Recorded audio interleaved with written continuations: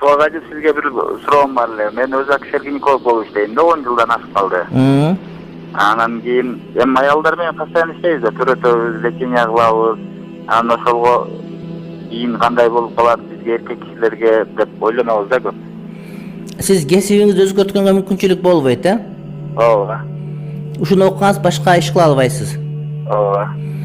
Ошол аялдарды карап атканда, текшерип атканда жаныңызда бир адамдар болуп турабы же жалгыз өзүңүз карай бересизби? Жок, ayallar болот сөзсүз. Эгерде медсестралар башкалар боло турган болсо анда ал жарайт.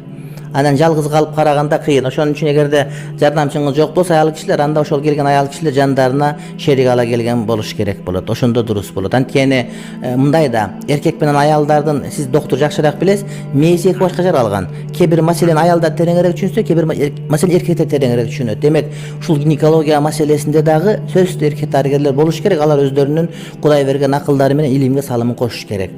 Мисалы үчүн Американын мисалында ошол жанагы жолу салынган аялдар мени аял доктор төрөсүн десе ошол жазып коет, эркектер киргенге болбойт деп. Бирок ошол аял докторлордун алы жетпей баратканда, илим жетпей баратканда эркек доктор уруксат сурабайт, кирип туруп эле өзүнүн жардамын бере берет. Урматтуу бир тууган. Ошон үчүн эркектер иштеш керек. Анан мүмкүн болушунча ошол жаныңызда башка бирөөлөр болуш керек. Анан ошол дайым баштаганда ошол аялдын денесин көрүп атканда ошол муктаждыкка жараша керек жерди гана көрүш керек. Анан ошого жараша эле мамиле болгон болуш керек. Ошондо иншалла туура болот. Албетте ошон аялдарга көрүнгөнү жакшы, анан аялдар эптей албай калса, анда эркек дарыгер көрүнсө зыян тийбейт. Аллаху алам бис-саваб. Рахмат бир тууганым. Дагы бир тууганыбыз бар. Кулак сизде. Байланыш үзүлүп калды. Кайрадан чыгат деген үмүттөбүз. Кулак сизде. Алло. Кулак сизде. Ва алейкум ассалам ва рахматуллах баракату. Устаз, мен